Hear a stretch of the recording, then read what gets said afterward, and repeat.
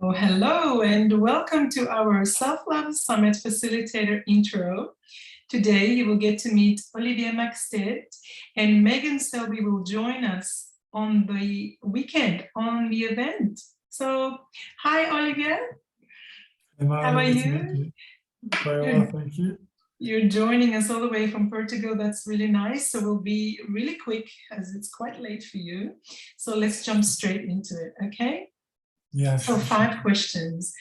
When did you realize the value of putting yourself first? Great question.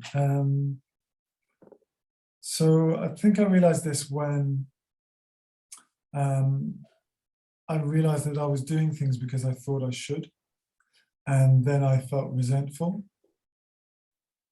So that what that meant was, I wanted to be doing things for others from a good place, and yet because of the like that realization, I suppose, in the back of my mind that it was costing me because it was coming out of, they say you should always give from your overflow. And I realized I was giving like from myself. And so then I became, that resentful sort of martyr energy. That's not helping anybody. So that's when I realized, hey, I always have to, listen to what my heart's telling me and, give from that overflow. Beautiful. Question number 2, what is the lowest, it's a bit heavy, what is the lowest and the highest point in your life to date? Gosh. I think those lows and highs, that was probably, like, say, the first 20 years of my adult life, I'd say. That's when I had all those lows and highs. And I think what's wonderful now is that I've found a way to find balance, so that when things happen that could be highly charged, I see them as an opportunity to bring more love and compassion, whether it's to myself or somebody else, to kind of expand to meet that energy, and so now I feel I don't have that sort of up and down of emotions and feelings. I feel more just this expansion. And I think, a big part of that was the thing I feared the most through life was losing my parents. They both passed away 2014, 2016. And what I realized very quickly was that, wow, it's like now I can be with them in a whole different way. Now they're with me in this way they could never be when they were incarnate, as it were. And that just blew so much fear away.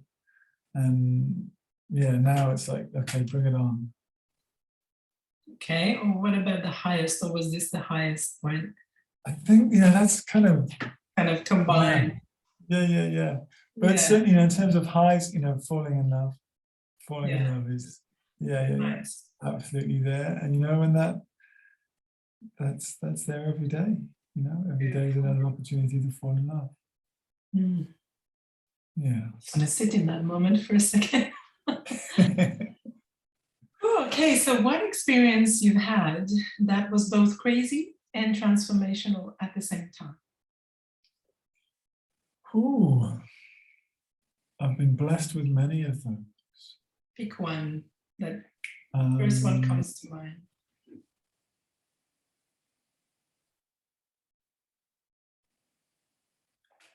Being saved by a kangaroo.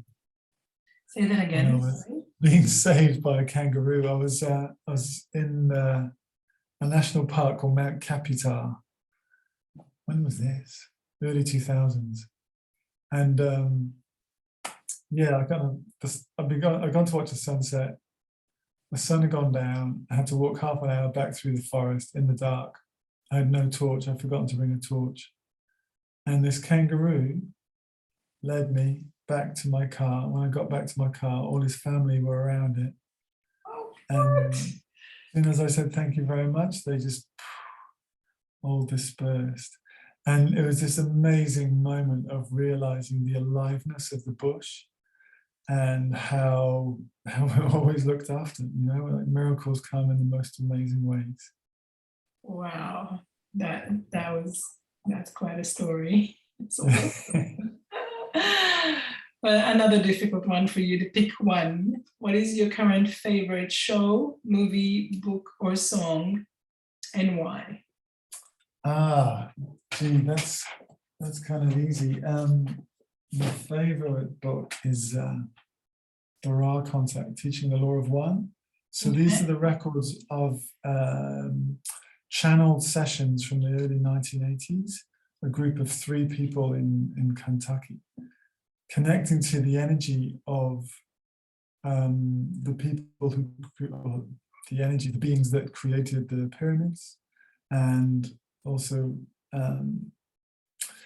just that timeless consciousness of love and compassion. And there's just so much in here about like how to grow in love, how to grow in compassion, as well as these things that satisfy my rational mind about how the pyramids were built and what's happening in the earth at the moment, the expansion of consciousness that we're witnessing since 2012, what that's all about.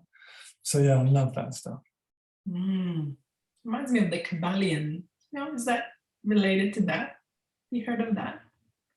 I haven't come across that one. So it's written by 3 prophets, and there's no names. And he's talking about the 7 laws of the world, and it's pretty much all this stuff that you're talking about. So I think you would like it if you click into it. Nice. It also had like a triangle on it. And anyway, question number 5. What action of self-love you do daily that is non-negotiable, and why that specifically? Every day I listen. I think I've learned to listen to my heart, to my body, like what's here, what's present for me. And if it's telling me to rest, where my mind is saying, hey, you've got a deadline, you have to do this thing, go and get on with it. But if my body's saying rest or go to the ocean or, whatever, I listen to that heart before I tune into what my mind's telling me. It's my heart and my body that I listen to. And that helps me keep that balance, between giving to others and receiving for myself. Was this a practice that you developed? Sorry, this is a little bit off, but if people are listening, they might think, is it that easy to do, or is it a matter of practicing because you're meditating, and is it just within time? I do have a lot, a history of meditation. I love meditating. I love that quietness.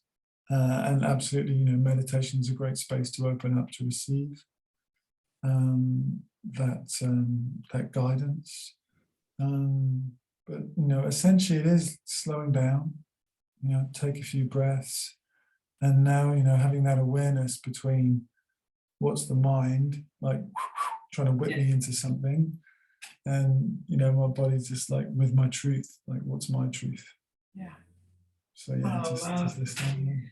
Olivier, it's been such a pleasure. Thank you so much. I can't wait to plug in and listen to you on a Friday night. It's coming around so quickly.